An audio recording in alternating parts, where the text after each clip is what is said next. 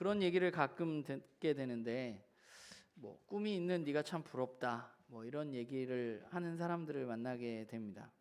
사실 생각해 보면 꿈이라는 게 이루어지지도 않은 일인데 뭐 꿈을 가지고 있다는 게 뭐 그렇게 부러울까라는 생각도 들게 하지만 그것은 아마 꿈이 가지고 있는 어떠한 힘이 있기 때문이라는 생각이 드는데, 꿈이라는 것이 가지고 있는 힘은 바로 그 꿈이라는 것이, 그 어떤 소망이라는 것이 오늘 나의 삶에 굉장히 많은 영향을 미치는 것입니다. 좋은 대학에 들어가는 것이 꿈인 친구는 그 꿈 때문에 오늘 열심히 공부를 할 것이고, 또 멋진 몸매를 만들기를 꿈꾸는 사람은 저는 이게 정말 안 되지만 밥의 양을 조절하고 또 운동도 열심히 할 것입니다. 그러니까 어떤 꿈이건 간에 그 꿈을 가지고 있는 사람들은 그 꿈을 위해서 자신의 삶을 오늘 그 꿈을 이루기 위해서 노력을 하게 되죠. 그러면 저나 여러분은 그리스도인으로서 우리는 과연 어떤 꿈을 꾸면서 살아가고 있는가 하는 생각을 좀 해보게 되는데, 조금 안타까운 것은 많은 그리스도인들이 예수님을 알고 또 예수님을 믿게 된 후에도 그리스도를 알지 못하는 사람들과 우리가 같은 꿈을 꾸고 살아간다는 것이 아닐까, 뭐 그런 생각을 해봅니다. 우리가 그리스도인으로서 고작 꾸는 꿈이 예수를 믿어서 어떤 세상 사람들이 원하는 것을 우리가 이루려는 것, 뭐 예를 들면 더 높이 올라간다거나 돈을 더 많이 번다거나, 그래서 때로는 어떤 분들은 돈을 많이 벌어서 내가 11조를 많이 내는 사람, 또 뭐 기부를 많이 하는 사람, 뭐 이런 것들을 꿈꾸고 살아가는 분들을 간혹 만나게 되는데, 저는 하나님이 그런 꿈들에 대해서 듣는다면 좀 부끄러워하시지 않을까라는 생각을 해보게 되는 것 같아요. 그러면 우리는 그리스도인이라고 불리우고 또 예수를 믿는다고 이야기하는 사람들인데, 우리는 어떤 꿈을 갖고 어떤 꿈을 꿈꾸면서 오늘을 살아갈 것인가, 성경은 우리에게 무엇을 이야기하고 있는가, 오늘 좀 그런 얘기를 나누려고 합니다. 우리 모두는 예수 그리스도를 믿습니다. 그리고 예수 그리스도를 믿는다는 것은 우리가 구원을 받았다는 것을 이야기하는 것입니다. 구원이라는 것은 무엇인가 생각해 보면, 구원이라는 것은 우리가 뭐 지난주에도 나누고 계속해서 나누지만, 죄의 지배 아래에서 허덕이고 있던 우리를 예수 그리스도께서 십자가의 피로 사셔서 우리가 이제 죄에 허덕이지 않고 죄의 노예가 아니라 하나님의 자녀가 되게 해주셨다는 것입니다. 우리는 이제 예수님을 통해서 깨어졌던 하나님과의 관계가 회복되어져서 하나님과 깊은 교제를 누리면서 그 하나님의 다스림 아래에서 살아갈 수 있는 존재들입니다. 이것이 성경이 말하고 있는 구원이죠. 깨어진 하나님과의 관계가 회복되어지고 하나님의 자녀로서, 하나님의 백성으로서 살아갈 수 있는 것입니다. 그런데 오늘 본문을 보면 바울은 그 구원에 대해서 우리가 조금은 이해하기 어려운 이야기를 하고 있습니다. 조금은 난해한, 우리를 혼란스럽게 하는 이야기인데, 오늘 말씀 11절을 보면 바울은 우리에게 우리의 구원이 처음 믿을 때보다 가까웠다라고 말합니다. 이게 좀 혼란스러운 이유는 한국의 대부분의 그리스도인들은 구원은 이미 받은 것이라고 생각하기 때문입니다. 그런데 오늘 본문은 우리의 구원이 우리가 처음 믿었을 때보다 어떻게 되었다고 말하나요? 더 가까워졌다고 말합니다. 바울이 오늘 이야기하고 있는 것은 우리가 구원을 그러면 받았다는 건가요? 받지 못했다는 건가요? 우리의 구원이 가까워지고 있다고 말하는 것은, 오늘 이 본문만 따르자면 어쩌면 우리는 구원을 못 받은 것처럼 여겨질 수 있는 본문이기도 합니다. 구원이 가까이 오고 있는 것, 이것을 우리가 이야기하기 위해서는 사실 성경이 말하는 좀 구원에 대해서 우리가 총체적으로 알 필요가 있는 것 같아요. 성경은 우리에게 구원에 대해서 얘기할 때 크게 세 가지 시제로 이야기를 합니다.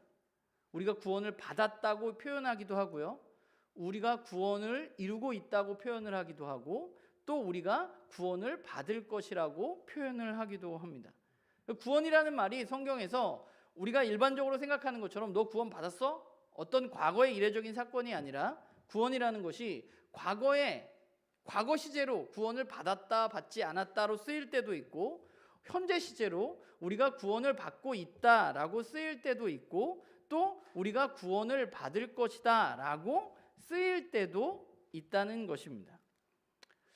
이걸 잘 이해하기 위해서는 우리가 또 자주 보는 그림표를 봐야 될 것 같아요. 한 장만 넘겨주면 이 표가 있잖아요. 우리가 이렇게 이 세상에서 살아가다가 우리는 예수 그리스도에 의해서 구원을 어느 순간 받았습니다. 이 구원의 시작은 우리의 어떤 순간이기 때문에 우리 모두에게, 우리가 예수님을 믿는다면 과거의 어떤 순간이겠죠. 우리는 구원을 받았습니다. 그런데 완전하게 구원을, 성경은 우리에게 이게 끝이 아니라 완전하게 이룰 구원에 대해서 이야기를 하고 있어요. 마지막 날. 그렇기 때문에 오늘 바울이 이야기하는 것은 우리가 구원을 여기서 받았는데 이 완전한 구원에 시간이 가면 갈수록 우리가 가까워지고 있다는 것입니다. 그런데 여기 한 가지 더 우리가 현재적인 구원을 오늘 바울은 이야기하고 있지 않지만 현재적인 구원에 대해서도 이야기하고 있는데, 이 구원의 시작과 이 구원이 완전하게 이루어질 그 사이에 우리는 주님이 우리에게 허락하신 구원을 이루면서 살아가고 있는 것이죠. 그러니까 우리는 과거 어느 시점에 예수님을 믿어서 구원을 받았습니다. 그런데 예수님을 믿어서 구원을 받았기 때문에 우리가 끝이 아니라 오늘 우리의 현재의 삶 가운데 우리는 예수님이 우리를 구원해 주신 그 구원의 삶을 누리면서 살아가고 있고, 또한 미래의 어느 순간에 어느 때가 되었을 때 우리는 완전한 구원을 얻을 수 있게 된다고 성경이 우리에게 구원에 대해서 이야기를 하고 있다는 것이죠. 사실 우리가 구원을 이렇게 이해하는 것은 우리의 그리스도인으로서의 삶에 있어서 매우 중요하다고 저는 생각합니다. 왜냐하면 구원을 우리가 과거의 어떤 이례적인 사건으로만 생각하고 그것이 구원을 받았냐, 우리가 이렇게 묻는다면 우리의 신앙이 이게 끝이라면, 여기와 현재와 미래가 없다면 우리의 삶이 오늘 어떻게 살건 별로 중요하지 않기 때문에 그렇습니다. 우리가 현재 누리고 있는 구원이나 미래에 완전하게 누리게 될 구원에 대해서 문제는 우리가 많이 이야기하지 않는다는 것이죠. 한국교회가 특별히 구원의 과거에 우리가 구원을 받은 사건이 마치 전부인 것처럼 이야기되어지기 때문에 문제가 있는 것입니다. 사실 이것은 우리가 이단이라고 정죄하고 있는 구원파에서 이야기하는 구원론이라고 할 수 있습니다. 과거의 어느 시점에 이미 구원을 받았기 때문에 오늘 우리가 어떻게 살건 우리는 천국에 들어갈 수 있다는 생각입니다. 그러니까 구원을 받았으니까, 나 예수님 믿었으니까 대강 살라도 뭐 별 문제 없는 거 아닌가, 나는 어차피 천국 가는 티켓을 얻었으니까 주님이 나를 그냥 다 용서해 주시는 거 아닌가 라고 생각하는 것이 바로 구원파가 이야기하는 것이죠. 그래서 구원파가 이야기하는 것에 굉장히 중요한 건 뭐예요? 구원을 언제 받았냐 하는 것이죠. 과거에 언제 받았냐, 때와 시가 중요합니다. 왜냐하면 그게 전부이기 때문에. 그런데 이것은 성경이 말하는 구원이라고 할 수 없습니다. 우리가 성경을 제대로 읽고 성경을 올바로 안다면 구원을 과거의 어떤 이례적인 사건으로 우리가 받아들이고, 우리는 구원받았으니까 죽으면 천국에 가니까 오늘 우리의 삶을 어떻게 살아도 상관없다고 이야기할 수는 없는 것이죠. 왜냐하면 성경이 우리에게 과거의 구원뿐만 아니라 현재의 구원, 미래의 구원에 대해서도 우리에게 이야기하고 있기 때문에 그렇습니다. 그렇기 때문에 구원에 대한 이러한 성경을 받아들인 사람들은 사실은 세상에 대해서 조금 세상 사람들과 이 구원의 시각을 갖지 않은 사람들과 다른 시각으로 세상을 바라보게 됩니다. 그러니까 쉽게 말하면 성경적인 시각을 갖게 되는 것이죠. 성경적인 시각을 갖게 된다는 것은 무엇인가 하면 우리가 살고 있는 이 시기가 어떤 시기인지 우리가 올바로 알게 된다는 것입니다. 오늘 그래서 바울은 11절을 보면 뭐라고 말하고 있느냐 하면, 또한 여러분은 뭘 알고 있어요? 뭘 알고 있나요? 이 시기를 알고 있다고 말합니다. 여기 이 시기는 언제일까요? 여기서 언제예요? 요 색깔이 칠해져 있는 부분을 바울은 이야기하고 있는 것입니다. 시간이라는 단어가 시간이라는 단어가 성경에 2개 나옵니다. 헬라어가 2개 나오는데 하나는 카이로스라는 단어고 하나는 크로노스라는 단어입니다. 그런데 바울이 여기서 말하는 이 시기는 카이로스입니다. 그러니까 크로노스와 카이로스는 뭐가 다르냐면 크로노스는 그냥 이렇게 시간이에요. 우리가 살아가는 시간. 오늘, 내일, 지금 11시 30분 우리가 이렇게 살아가는 시간을 성경은 헬라어로 크로노스라고 표현을 합니다. 그런데 카이로스는 뭐냐 하면 어떤 특정한 때, 하나님이 임하시는 때, 하나님의 시간을 이야기할 때 성경은 카이로스라는 단어를 사용하게 돼요. 특별히 지정된 시간. 그러니까 오늘 바울이 말하고 있는 바는 무엇이냐면 이 완전한 구원이 가까워져 오고 있는 그 시기 안에 너희는 이미 구원을 받았지만 이 완전한 구원으로 가는 이 길, 이 현재적인 구원에 너희들이 놓여져 있다고 말하고 있는 것입니다. 그러니까 완전하게 임할 구원의 날이 우리들에게 점점 가까워지고 있는 이 시기에 저와 여러분 그리고 이 초대교회 사람들은 살아가고 있다는 것이죠. 그렇기 때문에 과거에 컴컴하고 암흑이 지배하던 그 시기가 이제 완전하게 빛이 임할, 낮이 임할 그 시기가 가까워 오고 있기 때문에 우리는 자다가 이제 일어나서 깨어진 삶을 살아야 한다고 바울은 말하고 있는 거예요. 이제 해가 뜰 시간이 되었기 때문에 너희들은 그냥 이불을 그렇게 누워서 잠자고 있을 것이 아니라 너희들은 깨어서 일어나서 빛의 삶을 살아가야 한다는 것이 오늘 바울이 로마서 13장에서 우리들에게 이야기해주고 있는 것입니다. 우리들에게는 예수 그리스도를 통해서 주어진 새로운 꿈이 있습니다. 그 꿈은 무엇인가 하면 저기 표에 있는 것처럼 또 오늘 바울이 말하는 것처럼 완전한 구원의 날을 향한 꿈을 우리는 가지고 있습니다. 어떤 때가 되면 하나님의 때가 되면 하나님이 이 땅 가운데 오셔서 하나님이 우리를 완전하게 다스리는 세상, 어둠이 아예 사라지고 빛이 가득한 그 낮의 세상에 대한 꿈, 그날이 올 것이라는 꿈이 우리에게는 있습니다. 주님이 다스릴 그 나라가 되면은 이 땅에 완전한 정의와 완전한 사랑으로 하나님은 이 세상을 다스려 줄 것이고 완전한 정의와 완전한 사랑이 우리의 삶 가운데 이루어질 그 날이 올 것이라는 거죠. 그게 성경의 가르침이고 우리는 그날을 바라보면서 그날을 소망하고 그날을 꿈꾸면서 오늘 현재의 삶을 살아가고 있는 것입니다. 제가 말씀을 준비하면서 그런 생각했는데 여러분 정말 그날을 꿈꾸면서 살아가고 있는가 하는 것입니다. 정말 그런 날이 오는 게 나에게 진짜 간절히 기다려지는 일이고 내가 그것이 간절히 바라는 일인가 하는 것이죠.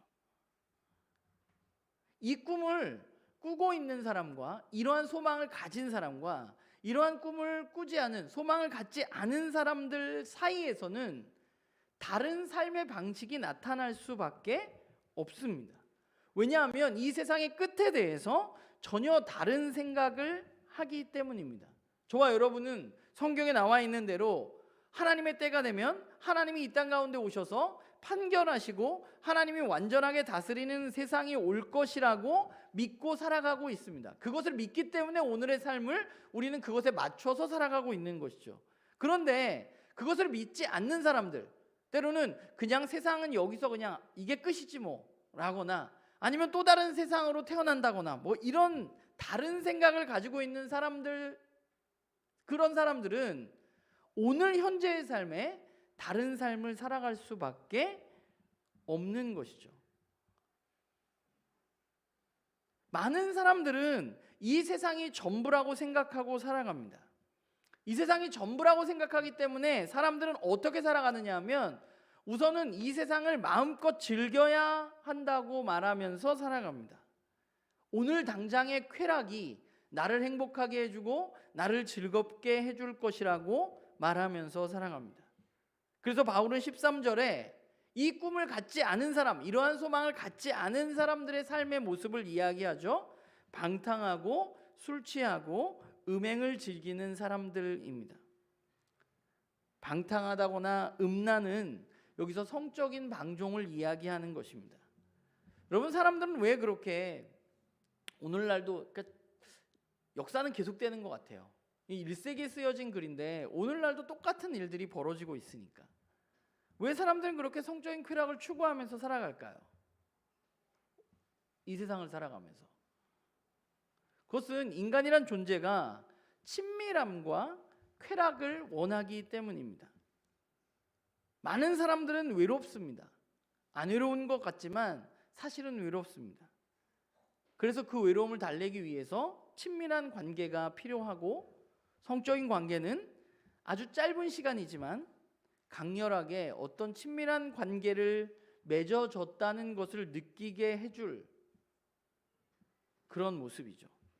공허하기 때문에, 나를 사랑해주는 사람이 필요하기 때문에, 나를 기쁨과 환희로 가득 채워줄 대상이 필요하기 때문에 사람들은 쾌락을 추구합니다. 근데 문제는 뭐냐면, 이렇게 쾌락이라는 것이 시간이 가면 갈수록 그 강도가 점점 심해진다는 것이에요. 그 쾌락에 대한 강도가 깊어지고, 그 쾌락이 나를 즐겁고 행복하게 해주는 것 같았지만 사실은 그 쾌락이 어느 순간 나의 삶을 망가뜨리고 깨어지게 만들어 버리는 것이죠. 그래서 사람들은 마약도 하고 더 즐거움을 느끼기 위해서 애쓰면서 살아가는 것입니다.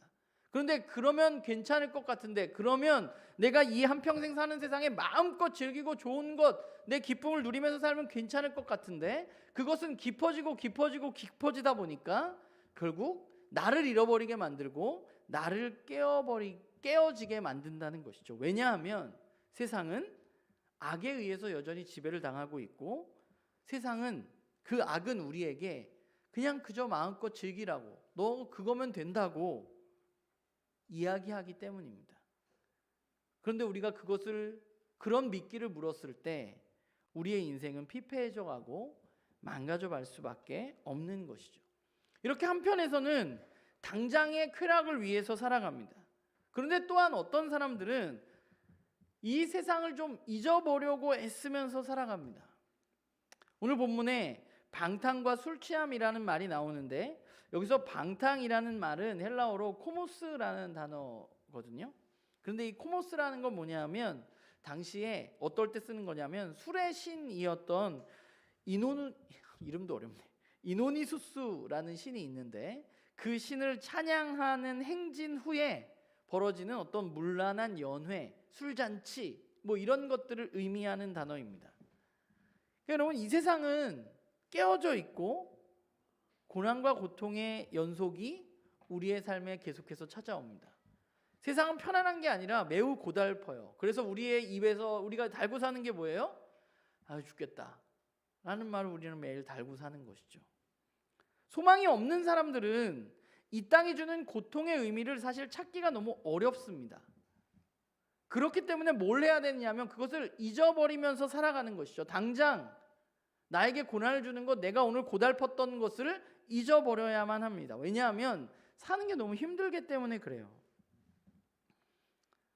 내가 사는 게 너무 힘든데 그것을 잊기 위한 가장 좋은 방법 중에 하나가 뭔가요?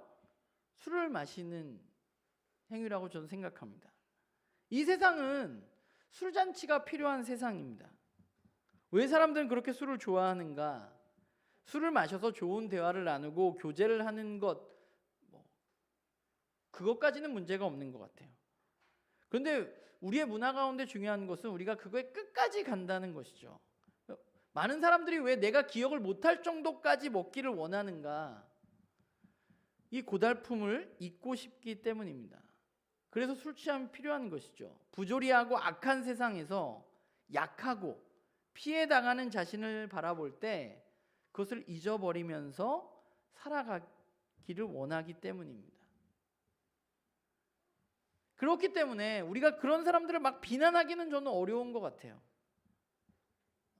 진짜 우리의 세상이 그렇고, 그 사람들은 이런 세상 가운데 자신들의 방법을 가지고 그것을 잊기 위해서 술로 살아가기 때문입니다. 그러니까 술 마시면서 계속 잊어버리면서 사는 거죠. 다음날 속도 아프고 후회도 되지만 또 그날 저녁이 되면 또 술을 마실 수밖에 없는 상황이 되는 것이죠. 왜냐하면 오늘도 잊어버리고 싶은 일들이 너무 많기 때문에. 그러면서 이야기하는 거죠. 뭐 사는 게 그런 거 아니냐, 이렇게 이야기하면서 서로를 위로하고 살아가는 것입니다. 술 취함에서 오는 좀 기분이 좋아지고 또 잊어버리고 또 다른 것을 신경 쓰지 않는 그런 나만의 세상을 술이 우리에게 만들어주기도 하기 때문입니다. 술을 마시면 횡설수설하고 한 얘기 또 하고 또 하고, 왜 그러나 하면 나의 세계에 들어가기 때문입니다. 다른 것은 잊어버리고 내 이야기를 하고 싶기 때문에. 그렇기 때문에 우리를 그것에 대해서, 그런 분들에 대해서 우리가 뭐라고 쉽게 판단할 수는 없는 것이죠. 왜냐하면 사는 게 끝나고 난 후에 무엇이 있는지 모른다면 그냥 오늘 그렇게 힘듦을 잊어버리고 사는 것이 어쩌면 그분들이 선택한 방법일 수도 있습니다. 난 이렇게 억울하고 난 이렇게 부조리한 세상에 살아가고 그러는 가운데 살아가는 것이죠. 사람들은 사는 것이 너무 힘드니까 오늘 당장 그것을 잊어버리는 것이 필요하다고 생각하는 것 같아요. 그러나 문제는 무엇이냐면 우리가 그것을 잊어버리려고 해도 내일 또 아무것도 변하지 않은 그 고달픈 세상이 우리들에게 시작된다는 것이죠. 그러니까 세상 사람들은 어떤 당장의 쾌락 또는 당장의 망각, 이런 것들을, 이런 삶을 살아가게 되는 것이죠. 왜냐하면 소망이 없기 때문에, 마지막 때에 대한 소망이 없기 때문입니다. 그리고 그것에 대해서 14절의 바울은 그 모든 것들이 사실은 우리의 정욕을 채우는 일과 관계가 있다고 말하고 있는 것이죠. 나 자신을 위한 일, 나 자신만 바라보고 이 세상 사람들은 그렇게 살아가는 것입니다. 그런데 그 일은 12절에 이야기한 대로 그 정욕을 채우는 것은 결국 어둠의 일이라고 바울은 말하고 있는 것입니다. 우리 모두도 하나님 믿지 않았다면, 우리가 마지막 날 구원에 대한 완전한 구원에 대한 소망이 없다면 우리도 그냥 그렇게 비슷하게 살아갈 것 같아요. 즐거움을 추구하고 그러기 위해서 돈을 많이 벌어야 되고 또 때로는 이 고달픈 세상을 잊으면서 살아가려고 그렇게 그냥 하루하루를 우리는 살아가게 되는 것이죠. 그러면 우리가 아까 말했던 완전한 구원이 이루어질 그날에 대한 소망과 꿈을 가진 사람들은, 그런 우리는 어떤 삶을 그러면 살아가야 하는가? 오늘 본문은 우리에게 어둠의 삶이 아니라 빛의 삶을 살아가라고 말합니다. 빛의 삶이 무엇인가? 빛의 삶은 뭔가요? 우리가 빛의 삶이 뭔지를 알아야 우리의 삶 가운데 우리가 어떻게 살아가야 할까를 알 수 있을 것 같아요. 우리가 빛의 삶을 살기 위해서 우리가 먼저 기억해야 될 것이 있는데, 그것이 무엇인가 알기 전에 우리가 먼저 기억해야 할 것은, 그러한 완전한 구원에 대한 소망이 없는 사람들과 다른 삶을 살아가는 것은 우리에게 있어서 우리에게 주어진 새로워진 정체성 때문에 우리는 그렇게 살아갈 수 있게 되는 것입니다. 우리가 그리스도인이 아닌 사람들과 다른 삶을 살아갈 수 있는 것은 우리가 더 훌륭해서가 아니라 예수 그리스도를 통해서 우리에게 주어진 새로운 정체성 때문입니다. 저와 여러분이 예수님을 통해서 구원받았기 때문입니다. 더 이상 죄의 지배를 받지 않고 하나님의 다스림을 받기 때문에, 하나님의 다스림 아래에 놓여 있기 때문에 우리는 그런 것이죠. 그렇기 때문에 우리는 이 정체성, 우리가 어둠에 머물러 있는 게 아니라 나는 낮에 머물러 있는 사람이야 라는 이 정체성을 잊어서는 안 되는 것이죠. 저와 여러분이 있어야 할 자리는 오늘 우리가 찬양했지만 어둠의 자녀가 아니라 빛의 자녀로서의 삶을 살아가야만 하는 것입니다. 두 번째는 우리가 처음에도 얘기했지만 이 역사의 끝, 완전한 구원의 날에 대해서 우리가 알고 있기 때문에 우리는 다른 삶을 살 수 있는 것입니다. 이 세상이 끝이 아니라 예수님이 약속하신 대로 그분이 다시 올 것이고 그때에 하나님이 완전하게 다스리는 그 영원한 나라가 시작될 것이라는 사실, 그리고 그때에 예수 그리스도를 따르던 이들에게 그 나라를 하나님께서 상속해 주신다는 사실을 알고 있기 때문에 오늘 우리는 다른 삶을 살아갈 수 있는 것입니다. 그렇기 때문에 우리가 다른 삶을 살기 위해서 먼저 해야 할 것은 새로워진 정체성과 이 완전한 구원에 대한 올바른 이해가 우리들 가운데 있어야 되는 거죠. 우리가 세상의 이야기가 아니라 하나님의 이야기를 그렇기 때문에 우리는 계속해서 들어야만 합니다. 왜냐하면 세상은 우리도 똑같이 예수 그리스도를 믿지 않는 사람들과 똑같은 사람이라고 이야기하고 세상의 잣대로 우리를 여전히 평가하고 여전히 세상의 끝이 그렇지 않다고 우리들에게 여러 가지 이유로 우리들에게 푸시하기 때문입니다. 그렇기 때문에 우리는 세상의 이야기가 아니라 하나님의 이야기를 계속해서 들을 필요가 있는 것이죠. 우리의 생각이 세상에 매몰되지 않도록 하기 위해서 우리는 계속해서 하나님의 이야기를 들어야만 합니다.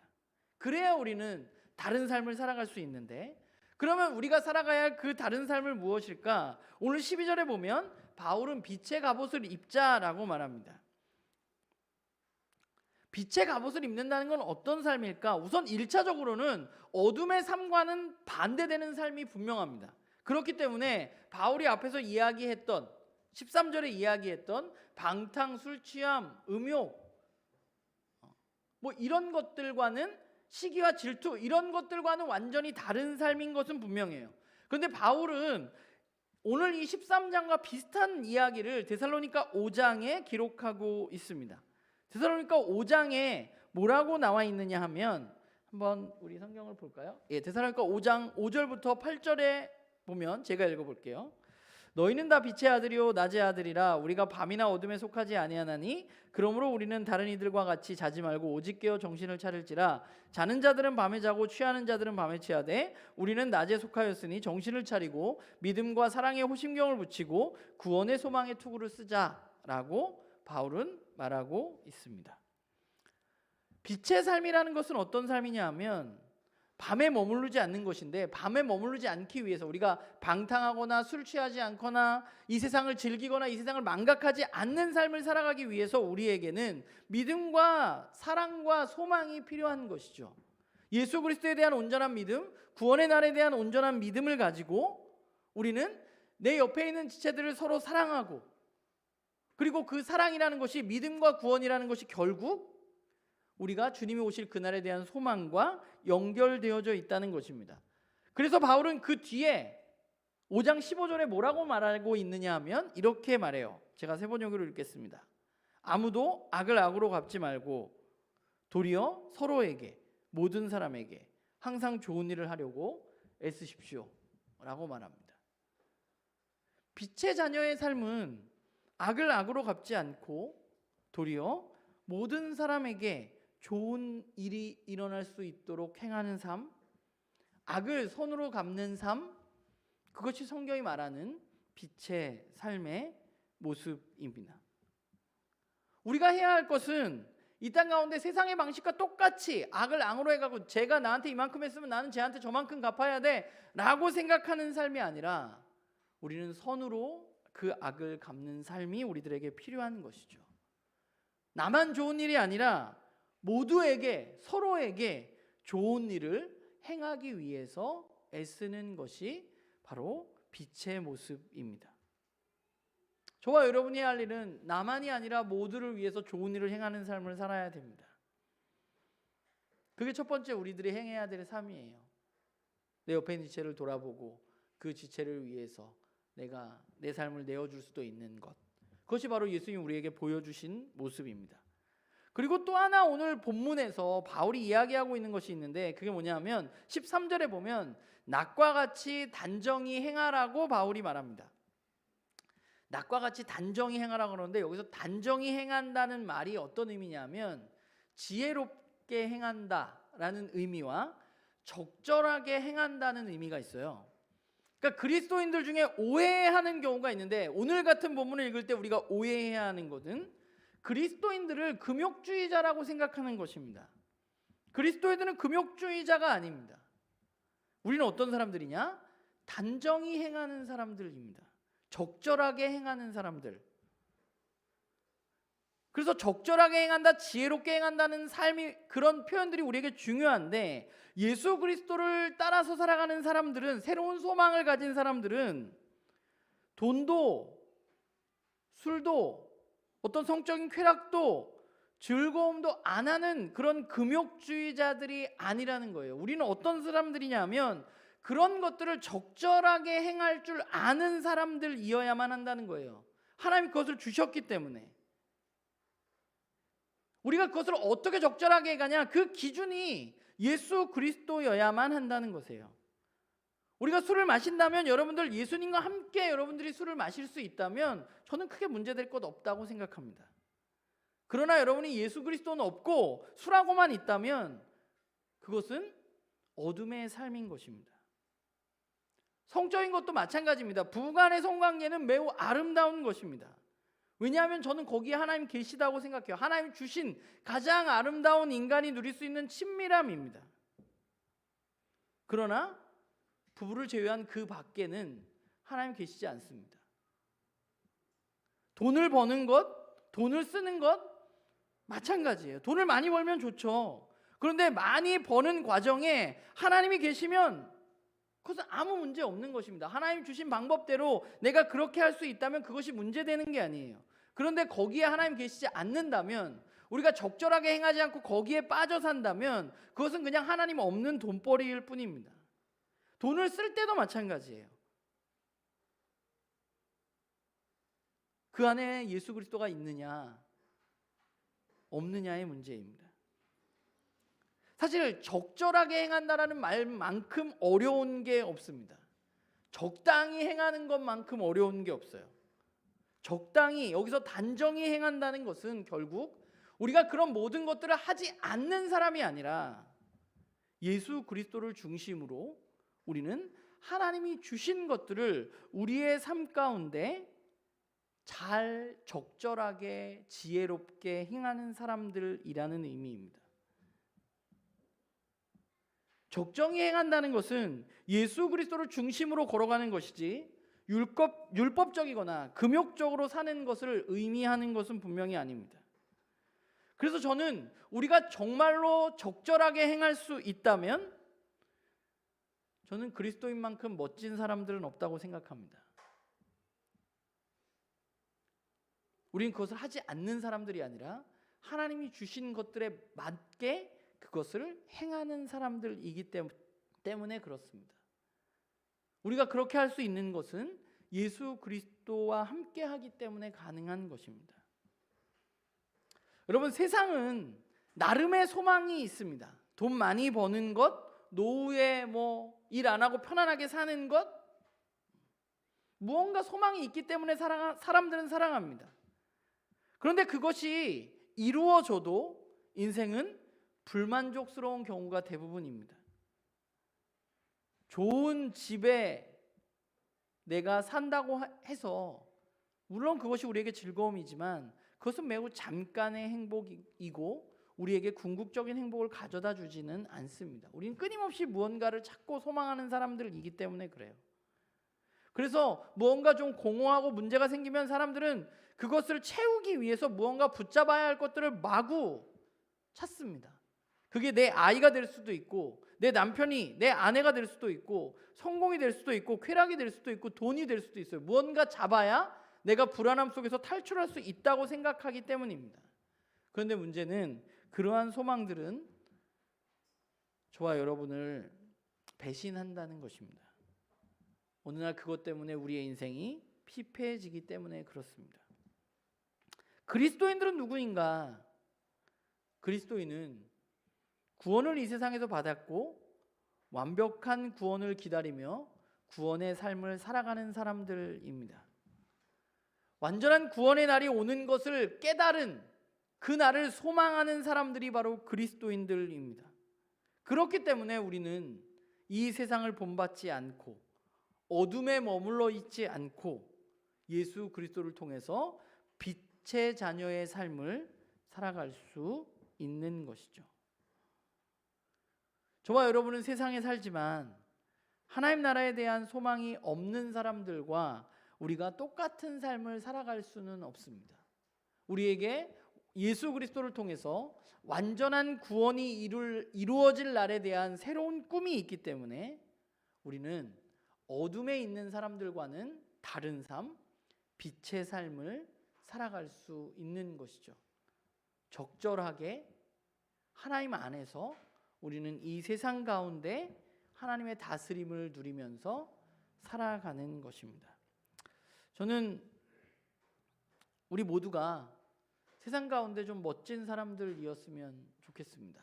그냥 나 그거 안 해, 다 못해 이런 게 아니라 정말 그리스도 안에서 우리가 살아가는 것이 어떤 사람들인지 우리가 좀 온전히 우리의 정체성을 깨닫고 우리의 정체성으로 그 일들을 하나하나 차근차근 해 나갔으면 좋겠어요. 여러분들의 삶의 모든 선택들이 그리스도 예수를 통해서 변화되어지고 여러분의 삶의 선택의 삶이 그리스도 예수를 통해서 세상과는 다른 기준의 삶을 살아가서 이 땅 가운데 저는 우리 나눔교회 식구들이 누가 보더라도 정말 매력적인 사람들, 매력적인 그리스도인들로 매일매일의 삶을 살아가는 우리 모두가 되기를 주님의 이름으로 부탁을 드립니다. 기도하겠습니다.